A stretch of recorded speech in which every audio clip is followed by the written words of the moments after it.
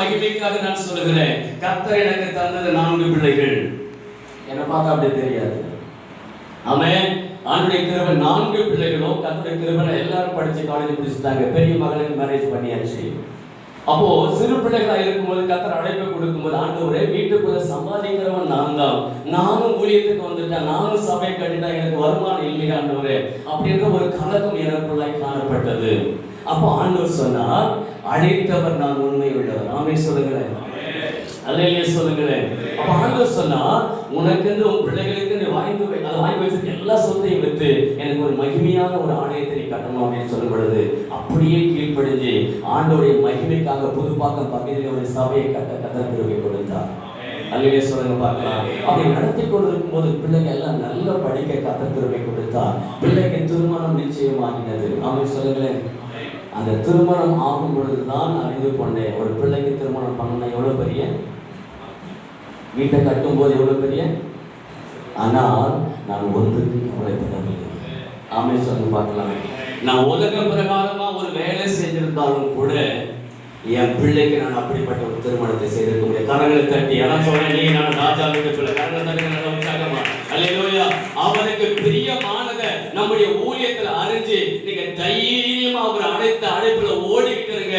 உங்க தேவை உங்க பின்னாடி வந்து கொண்டே இருக்கும். கரங்களை தட்டி அவர் என்ன வைத்திருக்கிறார், என்ன தேவையை முன்குறித்திருக்கிறார், அதை மாத்திரம் கொண்டு நீங்க தேவன் காண்பித்த அந்த பாதையிலே அழைத்த அழைப்பிலே ஓடிக்கொண்டிருக்கும் போது நம்முடைய தேவைகளை கர்த்தர் சந்திக்க வல்லவராக இருக்கிறார். ஆமென். ரட்சிக்கப்பட்ட போது நான் ஆண்டவருடைய ஆலயத்துக்கு நான் விசுவாசியா இருக்கும்போது ஆண்டவர்கிட்ட கேட்டேப்பா, இத்தனை வருஷம் உலகத்துக்காக வாழ்ந்துட்டேன், அப்போ ரட்சிக்கப்பட்டு மறுபடியும் நான் ஒன்றுக்கும் உதவாம சும்மா ஞாயிற்றுக்கிழமை ஆலயத்துக்கு வந்த வீட்டுக்கு போன இதுக்காக அடிச்சிட்டீங்க அப்படி தேவ சமூகத்தில் காத்திருக்கும் பொழுது ஆண்டவர் சொன்னார், அப்பொழுதுதான் இனி என்னுடைய கனமான ஊழியத்தை நான் உங்களுக்கு கொடுத்தேன். அல்லேலூயா சொல்லுங்க பார்க்கலாம். அப்ப அந்த அன்பு ஏன் தேவை எடுத்து கொஞ்சம் வாசிப்பீங்களா? மத்தேயு சுவிசேஷம் 26ஆம் அதிகாரம் 50ஆம் வசனத்திலே அன்பு என்பது நம்முடைய ஆண்டவராகிய இயேசு கிறிஸ்து நமக்கு ஒரு அடையாளமாய் இருக்கிறார். ஆமென் சொல்லுங்க பார்க்கலாம். சிலுவையில் அவர் சிந்தின ரத்தத்தினாலே அவர் அன்பை குறித்து நீயும் நானும் கற்றுக்கொண்டவர்கள். எத்தனை பேர் ஆமென் சொல்றீங்க? அல்லேலூயா. வாசிங்க பார்க்கலாம். இயேசு எப்படிப்பட்ட அன்போடு ஊழியம் செய்து முடித்தார்? சிநேகிதனே, சிநேகிதனே, என்னத்திற்காக வந்திருக்கிறாய்? அப்பொழுது அவர் கிட்ட வந்து இயேசுவின் மேல் கை போட்டு பிடித்தார்கள். போதும். யாரை பார்த்து சொன்னாரு? நம்ம எல்லாருக்குமே தெரியும், யூதாஸ் காரியர். ஆமென். யார்? சிநேகிதனே. நமக்கு ஊழியத்துல நம்ம கூட இருக்கிற ஆட்களோ விசுவாசிகளோ அது அடுத்த ஊழியக்காரர்களோ நமக்கு ஏதாவது ஒரு தீங்கு செய்துட்டா நம்ம அவங்களை பார்த்து சிநேகிதன்னு சொல்ல முடியுதா? ஏன் தெரியுங்களா? ஒரு அன்பு எப்போ ஒரு மனிதன் மீது நம்ம காட்ட முடியும்னா மன்னிக்கிற சுபாவம் இருக்கும்போது அன்பு காட்ட முடியும். காரணம் தட்டி கர்த்தருக்கு மகிமையா. இயேசு உன்னையும் என்னையும் மன்னித்ததனால்தான் முழுமையான அன்பு உனக்கு எனக்கு செலுத்தினார். கரங்களை தட்டி உற்சாகமா அல்லேலூயா, அல்லேலூயா. அப்ப ஊழியத்திலே அன்பு என்பது எவ்வளவு பிரதானமானது.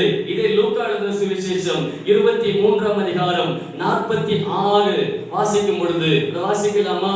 34ஐயும் 46ஐயும் வாசிக்க நாம் கேட்கலாம். அப்பொழுது இயேசு பிதாவே இவர்களுக்கும் மன்னியும், செய்கிறது என்னதென்று அறியாமல் செய்கிறார்கள். இயேசுவின் வாழ்க்கை முழுவதும் நீ எந்த பக்கம் திரும்பி பார்த்தாலும் ஒரு வியாதி இடத்துல போட்டாலும் அன்பு வெளிப்படும். உனக்கு தெரியுமா? உங்களுக்கு அன்பு மாத்திரம் இருதயத்துல பூர்ணமா இருக்குமானா அங்கே அற்புதங்களும் அடையாளங்களும் கர்த்தர் செய்ய வல்லவராக இருக்கிறார். கரங்களை தட்டி நல்ல உற்சாகமாய் அல்லேலூயா. அவர் முழுமையான அன்பு செலுத்தினால்தான் பார்க்கிற இடங்களில் எல்லாம் தேவன் மனதுருக வைத்தார். ஆமென். அன்பு இல்லைன்னா யாருன்னா மனதுருக வருமா? நம்ம விசுவாசி 2 வாரம் வரலன்னு சொன்னோன்னே அவன் சரி கிடையாது வரான்னு அந்த பின்தொடர்ந்து அவன் மீது வைத்த அன்பு, ஆண்டவரே எந்த நோக்கத்துக்காக இந்த மந்தையில் அந்த ஆட்டை சேர்த்தீங்கப்பா, அந்த ஆடு வரலை ஆண்டவரே, அந்த நபரை நான் விசாரிக்க வேண்டுமே, அது என்ன கணக்கு கேட்பீரே. அன்பு இருந்தா நம்ம விசாரிப்போம். கரங்களை உயர்த்தி ஆமென். அப்ப ஆண்டவர் அன்புள்ள ஊழியம், அன்புள்ள ஊழியக்காரன் இந்த உலகத்தில் இருக்கும் பொழுது அவனுக்குள்ள எந்த பெருமை இருக்காது, எந்த மேட்டிமை இருக்காது, எந்த பட்சபாதம் இருக்காது. அல்லேலூயா சொல்லுங்களேன். அல்லேலூயா, அல்லேலூயா. அப்படி யோவான் 13:34 வாசிக்கும் பொழுது ஆண்டவர் நமக்கு ஒரு அச்ச அடையாளமாக உலகத்து மக்களுக்கு ஒரு அடையாளத்தை காட்டுறார். என்ன அடையாளம் தெரியுமா? இப்போ அப்போஸ்தலரோ, சுவிசேஷர்களோ, மேய்ப்பர்களோ, போதகர்களோ, இந்த 5 வித ஊழியத்துல இருக்கிற நீங்கள் ஒருவருக்கு ஒருவர் அன்பா இருக்கும்போது அதுதான் உலகத்து மக்களுக்கு அடையாளம் தெரியும். நீங்க நானும் சீசன் கரங்களை தட்டி நல்ல உற்சாகத்தோடு முழுமையை வாசிங்க இந்த வசனத்தை. நான் உங்களில் அன்பா இருந்தது, நான் சிலுவையில் சிந்தின ரத்தத்தினாலே உங்கள் மீது எவ்வளவு பெரிய அன்பை வைத்தேன் என்பது உங்களுக்கு தெரியும். நீங்களும் ஒருவரில் ஒருவர் இந்த அன்பை நினைத்து நீங்களும் ஒருவருக்கு ஒருவர் மன்னித்து மறந்து அன்பு செலுத்தும் போது புதிதான கட்டளையை உங்களுக்கு கொடுக்கிறேன். நீங்கள் ஒருவரில் ஒருவர் அன்புள்ளவர்களாய் இருக்கும்போது அதனால் நீங்கள் என்னுடைய சீசர்கள் என்று உலகத்து மக்கள் அறிந்து கொள்வார்கள். நல்ல உற்சாகமா. சீசன் என்பவன் குருவை போலவே, சீசன் என்பவன் குருவை போலவே தனக்காய் வாழாமல் தன்னை தருவானே. சீசன் என்பவன் குருவை போலவே, சீசன் என்பவன் குருவை போலவே தனக்காய் வாழாமல் தன்னை தருவானே. அப்ப அன்பு நமக்குள்ள இருக்கும் பொழுது பிரிவினைக்கு அங்கே இடையில கரங்களை தட்டி கத்திருக்கும். அப்பா கொடுத்த ஊழியமே ஒப்புரவாக்குற பக்கத்தில் மாசம் சொல்லுங்க. அப்பா கொடுத்த ஊழியமே ஒப்புரவாக்குதல் ஊழியம். அல்லேலூயா. அந்த ஒரு மனம் ஏன் இந்த 5 வித ஊழியமும் அது ஒரு சபைக்குள்ள செயல்படும் போது ஒரு அதாவது நம்ம பெற்ற கெஸ்டமேட் ஜெபாய்க்கும் அங்கே செயல்படும் பொழுது எங்கே ஒரு மனம் இருக்கிறதோ அங்கே நம்மை ரட்சித்த தேவன் நம்மோடு கூட இருக்கிறார். அந்த கர்த்தர் நம்ம எதற்காக அழைத்தாரோ அவன் சித்தத்துக்கு நேராய் நடத்தவோ உலகத்தின் முடிவு பரியந்தம் நம்மோடு கூட வாக்கு பண்ணியிருக்கிறார் இருப்பேன் என்று சொல்லி. அல்லேலூயா. அன்பு நம்முடைய இருதயத்துல ஆழமாய், அதுதான் அச்சாரம் நமக்கு, அதுதான் அன்பு ஒன்றுதான் மைய கருத்தா இருக்க வேண்டும். அதுதான் கர்த்தர் நம்மிடத்திலே மிகவும் எதிர்பார்த்து இந்த நேரத்தில் இருக்கிறார். அல்லேலூயா, அல்லேலூயா. பாவியான ஸ்திரீ எல்லாம் சொல்றாங்க, என்ன இயேசு பாவியான ஸ்திரீ போய் பேசுறாரு. ஆனா இயேசுவின் அன்பு பாவத்தை வெறுத்தார், பாவியை நேசித்தார். கரங்களை தட்டி நாமும் கூட அவன் குடிக்காரன், இவன் விபச்சாரி, இவன் பார் செய்றவன் அப்படின்னு சொல்லி நம்ம வெறுக்கும் போது அங்க அன்பின் அபிஷேகம் செயல்படாது. அந்த பாவத்தை வெறுத்து விலையேற பெற்ற ஆத்மா இருக்கிறது, அந்த ஆத்மாவை நேசிப்பீர்களானால் எவர்களையும் உங்களால் நேசிக்க முடியும். கரங்களை தட்டி உற்சாகப்படுத்துங்கள். அல்லேலூயா. அந்த அன்பு எங்கே இருக்கிறதோ அந்த அன்பின் தேவன் அங்கே பிரசன்னமாகுவார். அல்லேலூயா சொல்லுங்கள். அல்லேலூயா. அடுத்தது நம்ம வாசிக்கும் பொழுது ரோமருக்கு எழுதின புத்தகம் 8ஆம் அதிகாரம் 28ஆம் வசனத்தை வாசிப்பீங்க அப்படின்னா அந்த வசனம் என்ன சொல்லுது? அப்போஸ்தலன் பவுல் அன்றியும் அவருடைய தீர்மானத்தின்படி அழைக்கப்பட்டவர்களாய் அன்பு கூறுகிறவர்களுக்கு சகலமும் நன்மை கேதுவாகவே நடக்கும். ஆமென் சொல்லுங்க. அன்பு கூறுங்க, உங்க நடக்கிறதால நன்மைக்கு ஏதுவாகவே நடக்கும். ஆமென் சொல்லுங்க பார்க்கலாம். உம்மை நம்பும் நான் பாக்கியவா, உம்மையே நம்பி இருப்பேன். உம் அன்பை நம்பும் நான் பாக்கியவா, உம்மையே நம்பி இருப்பேன். உம்மை நம்பும் நான் பாக்கியவா, உம்மையே நம்பி இருப்பேன். அன்பை நம்பும் நான் பாக்கியவா, உம்மையே நம்பி இருப்பேன். உம்மை நம்புவேன், நான் உம்மை நம்புவேன், உம்மையே நம்பி இருப்பேன். இந்த உலகத்தில்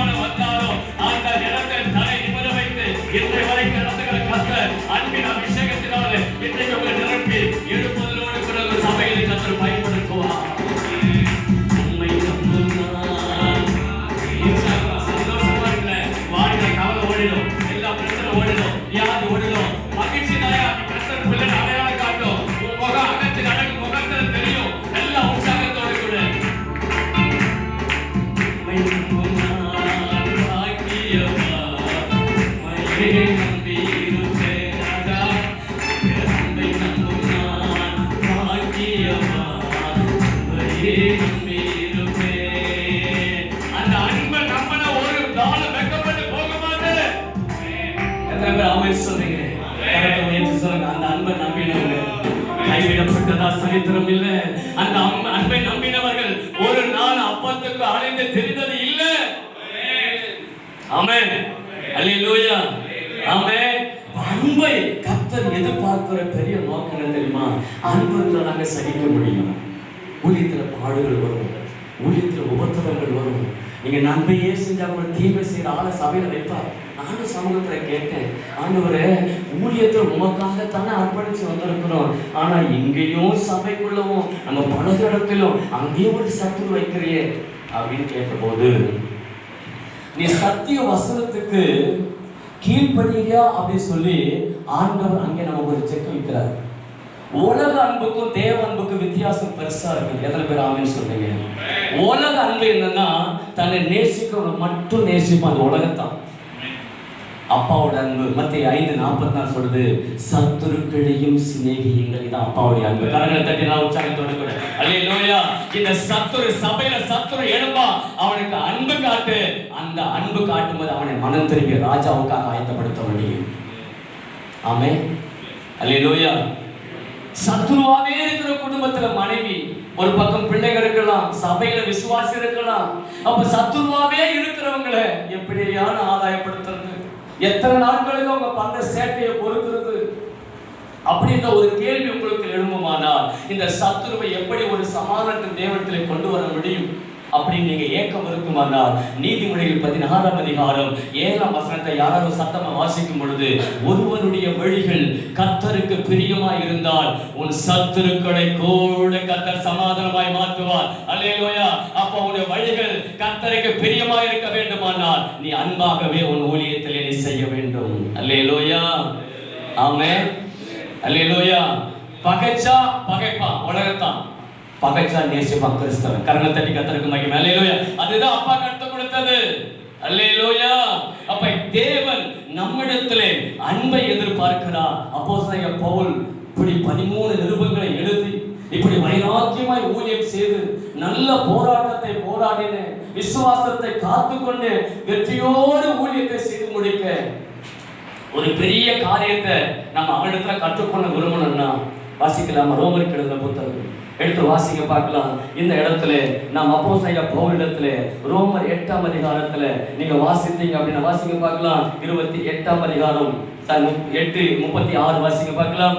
ரோமர் 8:36 வாசிக்க பார்க்கலாம். கிறிஸ்துவின் அன்பை விட்டு, கிறிஸ்து இயேசுவின் அன்பை விட்டு நம்மை பிரிப்பவன் யார்? கவனிங்க, இந்த கிறிஸ்துவின் அன்பை விட்டு பிரிக்கிற சுபாவங்கள் என்ன, அல்லது கிறிஸ்துவின் அன்பை விட்டு பிரிக்கிற உலகத்தின் காரியம் என்ன? அதை தொடர்ந்து அப்போஸ்தலன் பவுல் ஊழியக்காரனுக்கு எழுதுகிறார். உபத்திரவமோ, துன்பமோ, பசியோ, நிர்வாணமோ, நாச மோசமோ, பட்டயமோ, இவை எல்லாவற்றிலேயும் நாம் நம்மில் அன்பு கூறுகிறாளே கரங்களை தட்டி ஜெயம் கொள்ள வேண்டும். அல்லேலூயா, அல்லேலூயா. உனக்கும் எனக்கு கர்த்தர் பசியோ பட்டினியோ நிர்வாணமோ நாசமோ மோசமோ பட்டினியோ எது வந்தாலும் அன்பிலே நிலைத்திருக்கும் போது எதனாலும் நீ அசைக்கப்பட மாட்டே, ஜெயம் எடுப்ப. சொல்லுங்க, கர்த்தர் அன்பிலே நிலைத்திருந்தா எப்பக்கத்துல நெருக்கப்பட்டு நீ ஒடுங்கி போக மாட்டே, வளர்ச்சி அடைவ. எந்த பக்கம் நெருக்க வந்தாலும் எல்லை பெருகிக் கொண்டே இருக்கும். கிறிஸ்துவின் அன்பிலே நிலைத்திருக்க இந்த அன்பின் மேல் எந்த அளவுக்கு ஆழமாய் போகிறதோ உன்னுடைய வளர்ச்சியை இந்த உலகத்துல எவராலும் தடுக்க முடியும். கரங்களை தட்டி அல்லேலூயா. அன்பின் மேல் நமக்கு ஆழமாய் போக போக அந்த அளவுக்கு பிரச்சனைகள் பெருகும். ஆனா ஒன்றை கற்றுக்கொள்ள வேண்டும், கிறிஸ்துவின் அன்பிலே நிலைத்திருக்கிற எனக்குள் பசி பட்டினி நிர்வாணம் நாச மோசங்கள் இது எல்லாம் அன்பை விட்டு பிரிப்பதற்கு வருகிற ஆயுதங்கள். அந்த நேரத்துல என்ன செய்யறது? நீ சொல்லணும், என்ன சொல்லணும்? விசுவாச பாதையில் தினமும் நடந்திடுவேன், நியமித்த ஓட்டத்திலே தொடர்ந்து ஓடிடுவேன். இந்த பாடுகள் என்ன செய்யும், துன்பங்கள் என்ன செய்யும்? கரங்களை தட்டி.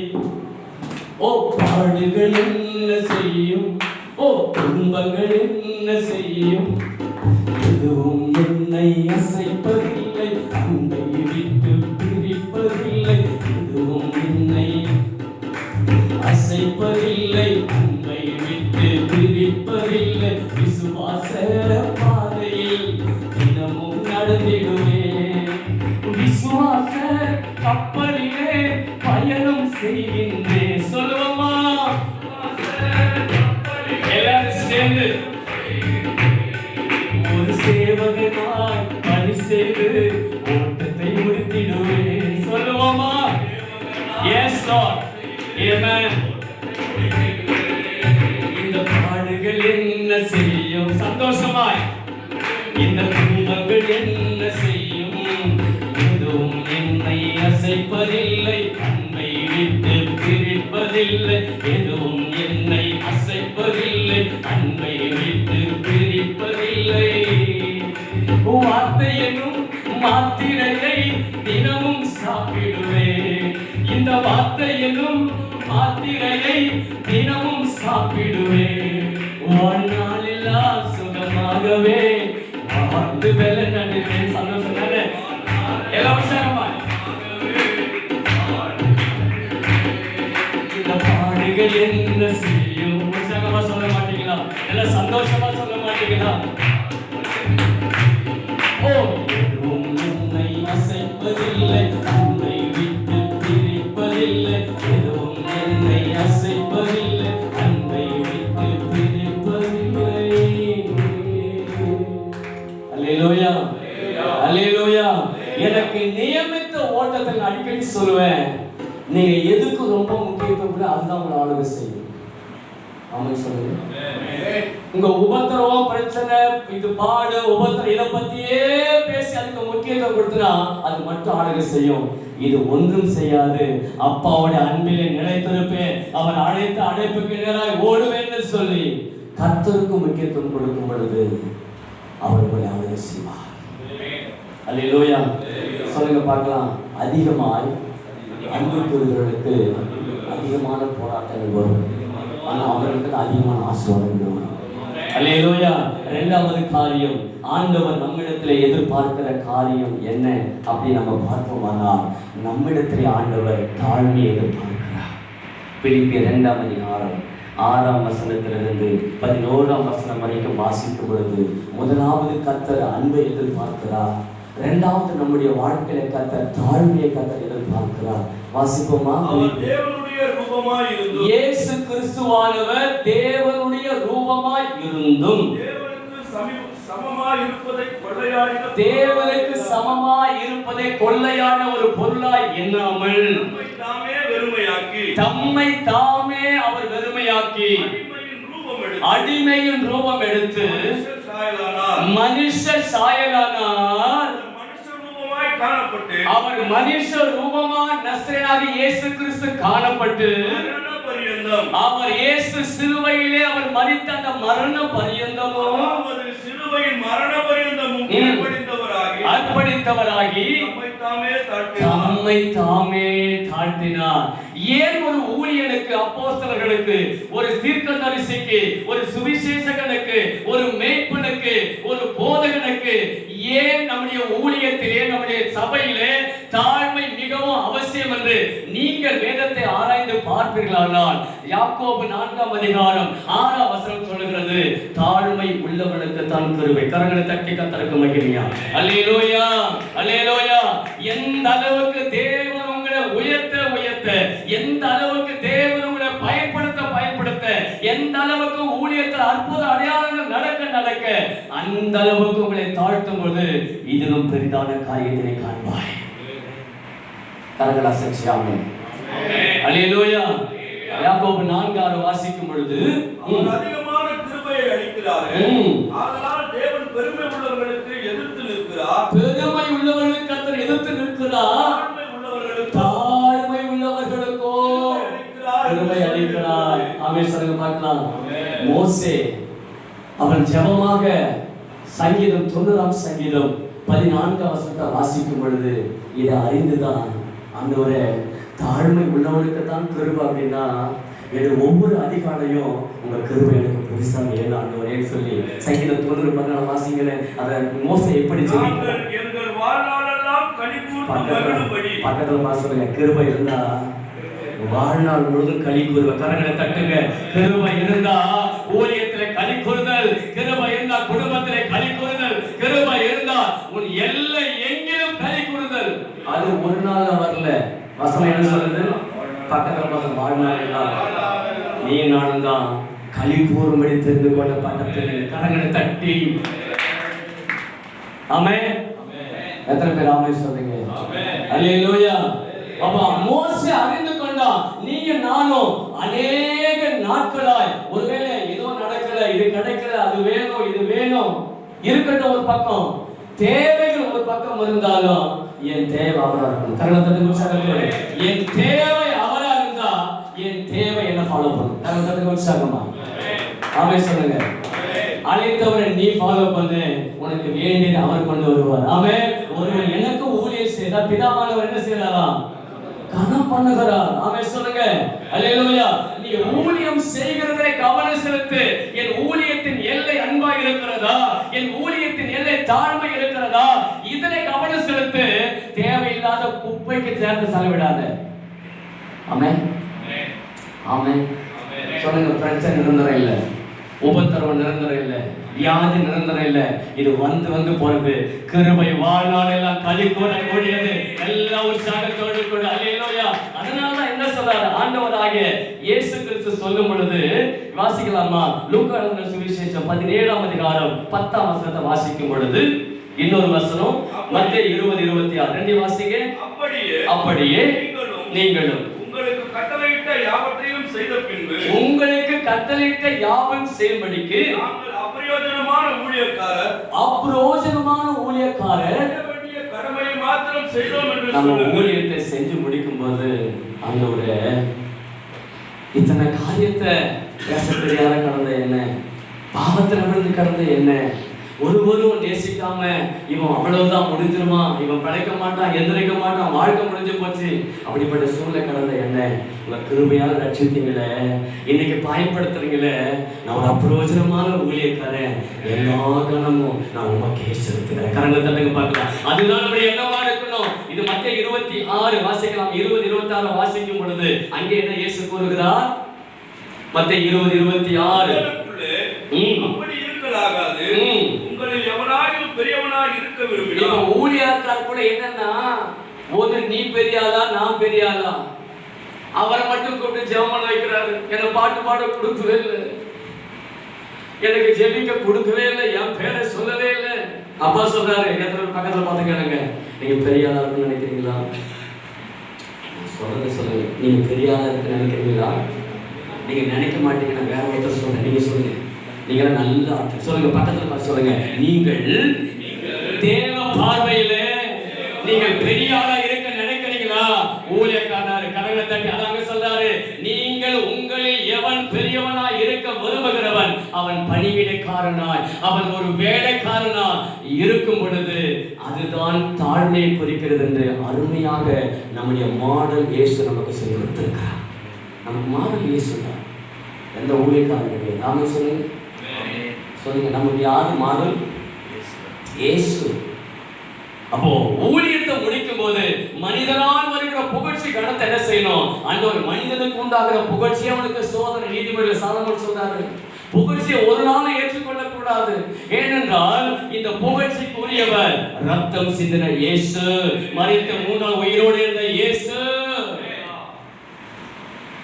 உண்மையுள்ளவன் என்று எண்ணி அப்பாவும் ஊழியம் செய்ய வைத்து, உண்மை உள்ளவன் என்று எண்ணி அப்பாவும் ஊழியம் செய்ய வைத்து, பிரதான பாவி என்னே நீ காண்பித்த தாயை பெரிது,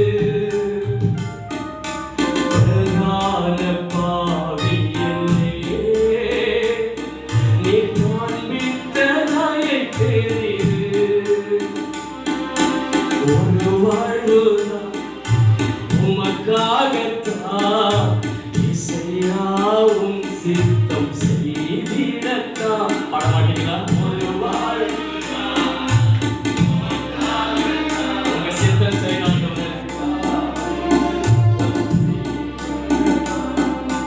தாயின் கருவில் தேர்ந்தெடுத்து உமக்காகவே பிரித்தெடுத்து சொல்லுவோமா?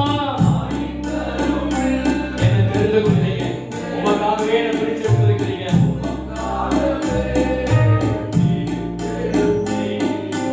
உலகம் தோன்றும் முன்பே என்னை உம் பிள்ளையாய் கண்டே. இன்னைக்கு ஒன்று அழைக்கிறேன், இன்னைக்கு தெரிந்து கொள்ளல. தாயின் கருவிலே உருவாவதற்கு முன்பாகவே உன்னை பேர் சொல்லி அழைக்கிற கர்த்தர், நீ என்னுடையவன் என்று சொல்லுகிற கர்த்தர் உன்னோடு இடைப்பட்டுக் கொண்டிருக்கிறார். உலகம் தோன்றும் முன்னே என்னை உம் பிள்ளையாய் கண்டே. ஒரு வாழ்வுதான் உமக்காகத்தான் இசையாவும் சித்தம் செய்திடத்தான். இப்படிப்பட்ட ஒரு ஏக்கம் உனக்கு இருக்குமானால் அங்கே ஒரு நாள் விட்டு விடாதே. இப்படிப்பட்ட ஒரு ஏக்கம் இருக்குமானால் ஒரு நாளும் தாழ்மைக்கு ஆப்போசிட் பெருமை வந்துடவே கூடாது. அப்போஸ்தலர்கள் அந்த நாட்களில் ஆண்டவர் எழுப்புதலை பயன்படுத்தும் பொழுது, அப்போஸ்தலர்களை தெய்வமாக மாற்றி நினைக்கும் பொழுது, அப்போஸ்தலர்கள் தன்னை வஸ்திரங்களை கிழித்துக் கொண்டு, ஐயா நான் உங்களைப் போல சாதாரணமான ஒரு மனிதன், நீ எவரை வேண்டாம் என்று சொல்லி அவரை சிலுவையில் அறைய ஒப்பு கொடுத்தீர்களோ அந்த சிலுவையில் அறையப்பட்ட இயேசுவே இந்த அற்புதத்துக்கு காரணம். அவரை உயர்த்தினார். அதான் அப்போஸ்தலர் ஊழியம் வல்லமையா இருந்தது. கரங்களை தட்டி உற்சாகமா. என்னுடைய வாழ்க்கையிலே தாழ்மை என்பது நமக்கு மிகவும் தேவையான ஒன்றா இந்த கடைசி காலத்தில் இருக்கிறது. அல்லேலூயா. ஒரு சொல்லட்டுமா, ஒரு மனிதனை கர்த்தர் தெரிந்து கொள்ளும் பொழுது அவன் ஒரு உயர்ந்த இடத்துக்கு கர்த்தர் வல்லமையாய் பயன்படுத்த போகிறார் என்றால் அவனுடைய சுபாவம் எப்படி இருக்கும் என்று சொன்னால், நேசிக்காதவனையும் நேசிப்பான். ஒருவேளை அவனை கண்டு கொள்ளாமல் விட்டாலும் கூட அவன் தொடர்ந்து தேவ ராஜ்யத்துக்காய் ஓடுவான். அல்லேலூயா. ஆமென். ஏன்னா அழைச்சவருக்கு தெரியும் எங்க பயன்படுத்த கூடாது.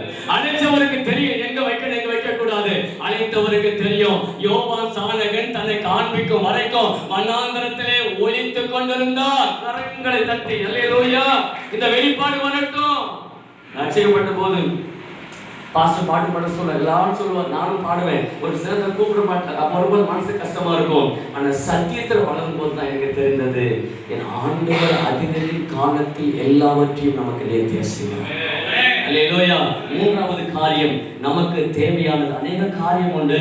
நமக்கு நேரம் குறைவா இருக்கிறபடினாலே உங்களுக்கு வேண்டிய சத்தியத்தை தேவன் பேசுவார் என்று நான் விசுவாசிக்கிறேன். மூன்றாவது, நம்முடைய ஊழியக்காரர்களாகிய நமக்கு வேண்டிய ஒன்று பரிசுத்தம். ஆமென் சொல்லுங்க, சத்தமா சொல்லுங்க. ஆமென் சொல்லுங்க, அல்லேலூயா சொல்லுங்க பார்க்கலாம். என்ன வேணும்? பரிசுத்தம். அப்போஸ்தலர் 8ஆம் அதிகாரம் 18ஆம் வசனத்தை ஒரு வாசிக்கும் பொழுது இந்த பரிசுத்தத்தை குறித்து அப்போஸ்தலனாகிய சீமோன் பேதுருவிடத்திலே நாம் கற்றுக்கொள்ள வேண்டிய ஒரு பாடம் என்னவாக இருக்கும்? அப்போஸ்தலர் தங்கள் கைகளை அவர்கள் மேல் வைத்ததினால் பரிசுத்த ஆவி தந்தரப்படுகிறதை சீமோன் கண்டபோது அவரிடத்திலே பணத்தை கொண்டு வந்து நான் எவன் மேல் என் கைகளை வைக்கிறேனோ பரிசுத்த ஆவியை பெறத்தக்கதாக எனக்கும் இந்த அதிகாரத்தை கொடுக்க வேண்டும் என்றார். உங்களுக்கு இந்த சப்ஜெக்ட் எல்லாம் தெரியும், விலைக்கு சொன்ன அவசியம் இல்லை. நம்முடைய ஊழிய பாதையில பணத்தை கொடுத்து நம்மளை விலைக்கு வாங்க பார்ப்பாங்க. அங்க கர்த்தரை மட்டும் பார்த்துருங்க. கரங்களை தட்டுங்க சகோதரர்களே. அல்லேலூயா சொல்லுங்க. அல்லேலூயா, அல்லேலூயா. அங்கே அப்போஸ்தலர்கள் யார் மேலெல்லாம் கை வைக்கிறார்களோ அவர்கள் பரிசுத்த ஆவியால் நிரம்புகிறத இங்க மந்திரவாதியாக ஒரு சீமோன் பார்க்கிறான். அடாடாடா, நம்ம மந்திரம் பண்ணி கூட இப்பெல்லாம் ஒண்ணும் நடக்கல. இவன் சாதாரணமா வரான், சாதாரணமா இருக்கணும், ஒரு பெருமை ஒண்ணுமே இல்ல. இவன் கை வைக்கிற எப்படி அபிஷேகம் வருது, அப்ப இதை வாங்கிட்டா அதை விட பெரிய ஆளாகல. அப்படின்னு யார் நினைச்சு? மந்திரவாதி நினைச்சு. பேதுரு என்ன சொன்னாரு? நீங்க சொல்லுங்க பார்க்கலாம். என்ன சொன்னாரு? இந்த பணத்தோடு அல்லேலூயா சொல்லுங்க பார்க்கலாம். அல்லேலூயா. இந்த பணம் நமக்கு தேவை. அந்த பணம் எங்க இருக்கணும்னா நமக்கு காலுக்கு கீழே இருக்கணும். கரங்களை தட்டுங்க, கட்டுங்க. அல்லேலூயா. பேதுரு கை சுத்தமாக இருந்தது. அதனால தான் அவன் கை வைக்கும் போது பரிசுத்த ஆவி இறங்கினார். கரங்களை தட்டி உற்சாகத்தோட கூட. அல்லேலூயா. ஏன் தெரியுமா? பரிசுத்த ஆவி நம் மீது வரும்போது நான் பலன் அடைவேன். இயேசையா பலன் அடைவேன். கரங்களை தட்டி பரிசுத்த ஆவி நான் பலன் அடைவேன். இயேசையா பலன் அடைவேன். அல்லேலூயா. கரங்களை தட்டுங்களா? ஓஹோ அல்லேலூயா. உற்சாகமாய் அல்லேலூயா. ஆமென் அல்லேலூயா. நீங்க யாருன்னா சிங்கங்கள் கழுகுகள் நாங்கள் இயேசுவை உயர்த்திடுவோம். சொல்லுங்க உற்சாகமாய். ஓ சிங்கங்கள் கழுகுகள் நாங்கள் இயேசுவை உயர்த்திடுவோம். நன்றி ஆவியானவரே என்று பாடி துதித்திடுவோம். கரங்கள் உற்சாகமாய்.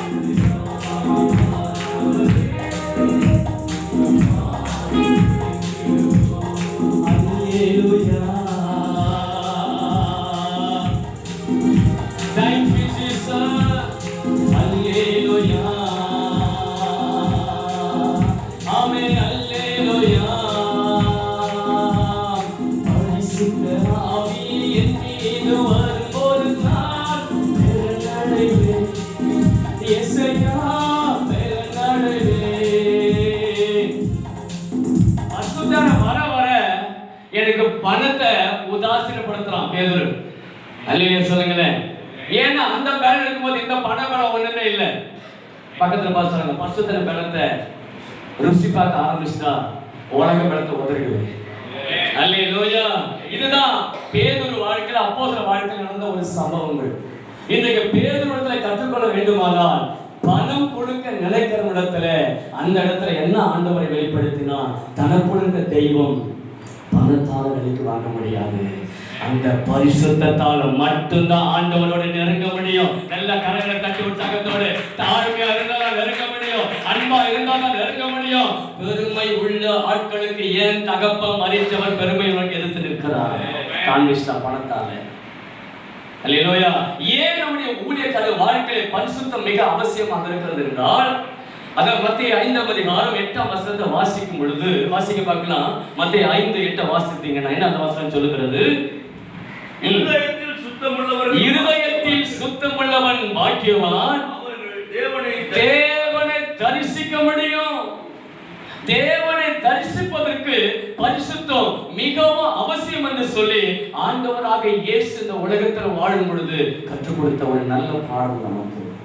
அதே யோசுவாவிடத்திலே ஆண்டவர் வெளிப்பட்டு சொல்லும் பொழுது இந்த பரிசுத்தம் என்பது எவ்வளவு வாழ்க்கைக்கு முக்கியம் அப்படின்னா, யோசுவா 3ஆம் அதிகாரம் 5ஆம் வசனத்தை நீங்க வாசித்தீங்கன்னா, இன்றைக்கு உங்களை பரிசுத்தம் பண்ணிக் கொள்ளுங்கள், நாளைக்கு எது நடக்காதற்கு அந்த அற்புதம் நடக்கும். கரங்களை தட்டி எல்லா உற்சாகத்தோடு கூட அல்லேலூயா. உங்களை பரிசுத்தம் பண்ண கர்த்தர் உங்க வாழ்க்கையில நடக்காத அற்புதங்களை கர்த்தர் செய்யணும் இருக்கிறார். ஆமென். வாசிப்போமா? இந்த பரிசுத்தம் என்பது எப்படி கர்த்தர் நமக்குள்ளாக அவர் வைத்திருக்கிறார்? யோவானுக்கு எழுதின சுவிசேஷம் 17ஆம் அதிகாரம் 16 இருந்து 17 வரைக்கும் வாசித்தீங்க. வாசிங்க. யோவான் 17 16 17 வசனம். நான் உலகத்தான் அல்லாதது போல அவர்களும் உலகத்தான் அல்ல. உம்முடைய சத்தியத்தினாலே அவர்களை நீ பரிசுத்தமாக்கும். உமது வசனமே சத்தியம். நீர் என்னை இந்த உலகத்துக்கு அனுப்பினது போல நானும் இந்த ஊழியக்காரர் 5 வித ஊழியத்தை நான் உலகத்துக்குள் அனுப்புகிறேன். கரங்களை தட்டுங்க. இந்த சத்தியம் தான் உன்னையும் என்னையும் பரிசுத்தமாய் மாற்றினது. அப்படின்னா இந்த சத்திய வசனத்தை அனுதினமும் நம்முடைய வாழ்க்கையில் அதிகமாய் தியானிக்கிற பிள்ளைகளாக இருக்க வேண்டும்.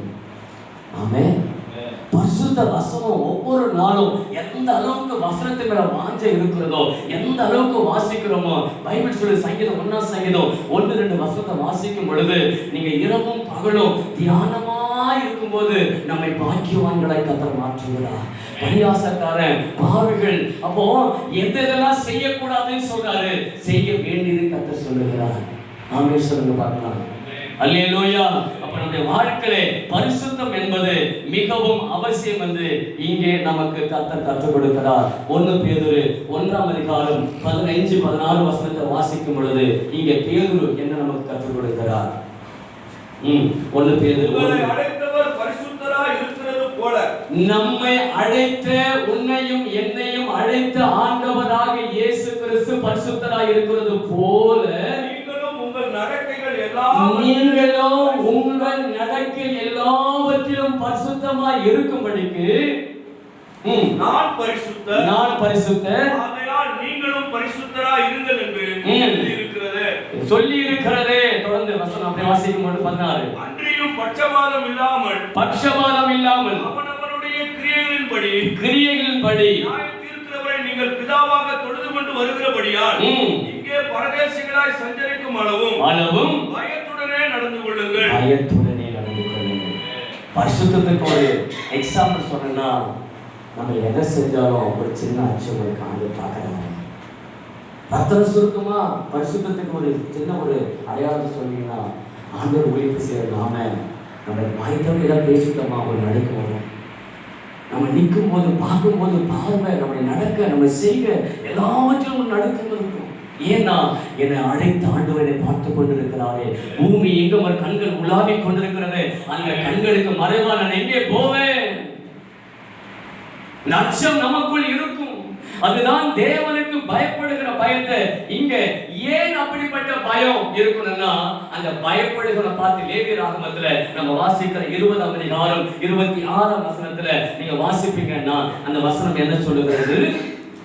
லேவியராகமம் 20ஆம் அதிகாரம் 26ஆம் வசனம். கர்த்தராகிய நான் பரிசுத்தராய் இருக்கிறது போல நீங்களும் எனக்கேற்ற பரிசுத்தமாய் இருப்பீர்களாக.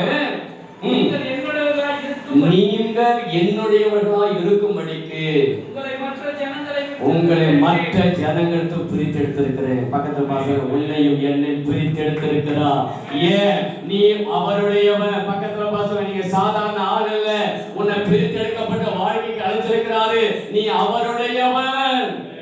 விசுவாசமா நாவினால் அழைக்கப்பட்ட நான் அவருடையவன், அவர் என்னுடையவர். அல்லேலூயா, அல்லேலூயா. எவ்வளவு பெரிய பாக்கியம் இல்ல? வானத்தை பூமியை உண்டாக்கிற சர்வ வல்லமையுள்ள கர்த்தர் நீ என்னுடையவன்றாரு. இன்னைக்கு ஒரு மூக்க ஸ்டாலின் ஒரு மேடை போட்டு அங்க ஒரு பேரை சொல்லி என்னுடையவன் தந்த எவ்வளவு சந்தோஷம். ஒரு அரசியல்வாதி உலகத்துல இருக்கிறார் சொல்லிட்டு எப்படி இருக்கும்? ஒரே இருக்குமா இருக்காதா? ஆனா நம்ம அப்பா நம்மளை பார்த்து சொல்றாரு, நீ என்னுடையவன். என்னுடைய கரத்தை ஒருவர் என்ன பண்ண முடியாது, பறித்து கொள்ள முடியாது. அல்லேலூயா, அல்லேலூயா. ஆண்டவர் பரிசுத்தமுள்ள பிள்ளையை பார்த்து சொல்றாரு, நீ என்னுடையவன். உன்னை ஏன் உலகத்தில் பிரித்தெடுக்கப்பட்ட ஒரு வாழ்க்கைக்கு அன்பிலே நிலைத்திருக்க வேண்டும். அதான் பிரித்தெடுக்கப்பட்ட வாழ்க்கை. தாழ்மையிலே நிலைத்திருக்க வேண்டும். அதுதான் பிரித்தெடுக்கப்பட்ட வாழ்க்கை. ஆண்டவராக இயேசு பரிசுத்தராக இருக்கிறார். நானும் பரிசுத்தமா வாழ்ந்து காட்ட வேண்டும். அதுதான் பிரித்தெடுக்கப்பட்ட வாழ்க்கை. அல்லேலூயா, அல்லேலூயா. நீங்க இதே யோவான் 3ஆம் அதிகாரம் 5ஆம் வசனத்தை நீங்க வாசிக்கும் பொழுது அங்கே நாம் வாசிக்கிற ஒரு நல்ல வேத பகுதி. பிரதியுத்தரமாக ஜலத்தினாலும் ஆவியினாலும் பிறவாவிட்டால் தேவனுடைய ராஜ்யத்தில் பிரவேசிக்க மாட்டான். தேவனுடைய ராஜ்யத்தில் பிரவேசிக்க மாட்டான் என்று மெய்யாகவே நான் உனக்கு சொல்லுகிறேன். ஊழியத்தில் ஏன் பரிசுத்த பரிசுத்தமாய் இருக்க வேண்டுமானால் ஊழியக்காரனாகிய நாம் பரிசுத்தமாய் இருந்தால்தான் மற்றவர்கள் பரிசுத்தமுள்ள பாதையை நடத்த முடியும். அப்படி பரிசுத்தமாய் இருந்தால்தான் நான் பரலோக ராஜ்யம் போக முடியும். நான் பரலோக ராஜ்யம் போனால்தான் எனக்கு கர்த்தர் தந்த மந்தைய பரலோக ராஜ்யத்துக்கு நான் கொண்டு போக முடியும். நல்ல கரங்களை தட்டி உற்சாகத்தோடு கூட அல்லேலூயா அல்லேலூயா ஆமென். ஏன்னா நீயும் நானும் அப்போஸ்தல படைகள். ஆமென். பாட்டு பண்ணல, அப்போஸ்தல படைகள் நாங்கள், தீர்க்கதரிசி படைகளும் நாங்கள். சொல்லுவோமா? அப்போஸ்தல படைகள் நாங்கள், ஓ தீர்க்கதரிசி படைகளும் நாங்கள். நன்றி ஆவியானவரே என்று பாடி துதித்திடுவோம். சொல்லுவோமா?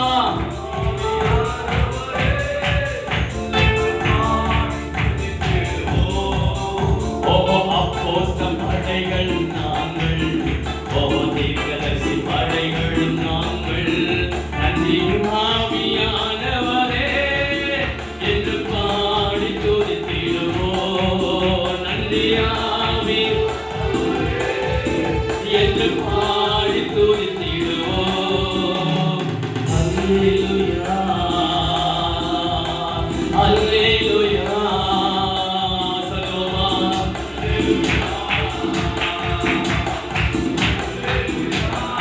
ஓ அல்லேலூயா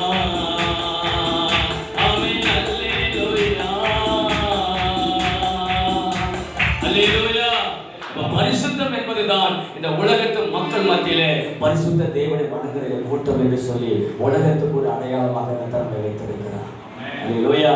நான்காவது காரியம், உண்மை கர்த்தர் அதிகமாக நம்முடைய எதிர்பார்க்கிறார். கர்த்தர் கொடுத்த பணத்திலே உண்மை. கர்த்தர் ஒவ்வொரு நாளும் 24 மணி நேரம் கொடுத்திருக்கிறார். அந்த நேரத்திலே ஒரு உண்மை. தேவன் நமக்கு கொடுத்த குடும்பத்திலே உண்மை. கர்த்தர் நமக்கு தந்த சபையிலே உண்மை. தேவன் நமக்கு கொடுத்த ஊழியத்திலே உண்மை. தேவன் நமக்கு கொடுத்த எல்லா இடங்களிலும் உன்னை நோக்குகிற ஆண்டவர் உண்மையை மாத்திரம்தான் எதிர்பார்க்கிறார். கரங்களை தட்டுங்க பார்க்கலாம். அதாவது ஆண்டவர் சொல்ற மத்திய 25:21, கொஞ்சத்தில் உண்மையா இருந்த உன்னை அநேகத்தின் மேல் அதிகாரியா வைப்பே, நீ எஜமான் சந்தோஷத்திலே பிரவேசி. அல்லேலூயா. எடுத்து வாசிக்கலாமா? 1 நல்லது நல்லது உத்தமமும் உண்மையும் உள்ள ஊழியக்காரனே, கொஞ்சத்திலே உண்மையா இருந்த உன்னை அநேகத்தின் மேல் அதிகாரியா வைத்திருக்கிறது. அப்போஸ்தலனாகிய பவுல் என்ன சொல்றார்? 1 தீமோத்தேயு 1:12 என்னை உண்மையுள்ளவன் என்று எண்ணி, பக்கத்துல சொல்லுங்க, உன்னையும் என்னையும் உண்மையா இல்லாத போது உண்மையை தெரியல. அழைச்சவர் என்ன உண்மையா நம்பிட்டார். மனுஷன் நம்பல. இவனுக்கா அதுக்கா இந்த பாதி வந்த பாதி கொடுக்கல. அப்பா நம்பி கொடுத்துட்டார். கரணத்தை கொடுத்தார். உண்மையுள்ளவன் என்று எண்ணி இந்த கனமான ஊழியத்தை ஏற்படுத்தினபடினால அன்பில் நிலைத்திருப்போம், தாழ்மை நிலைத்திருப்போம், பரிசுத்தத்தில் நிலைத்திருப்போம். உண்மை உள்ளவன் என்று எண்ணி அப்பாவும் ஊழியம் செய்ய வைத்தே, உண்மை உள்ளவன் என் கூட சேர்ந்து ஓ உண்மை உள்ளவன் என்று எண்ணி அப்பாவும் ஊழியம் செய்ய வைத்தே, பிரதான பாவி என்றே நீ காண்பித்த தயை பெரிது. பிரதான பாவி என்றே நீ காண்பித்த தயை பெரிது.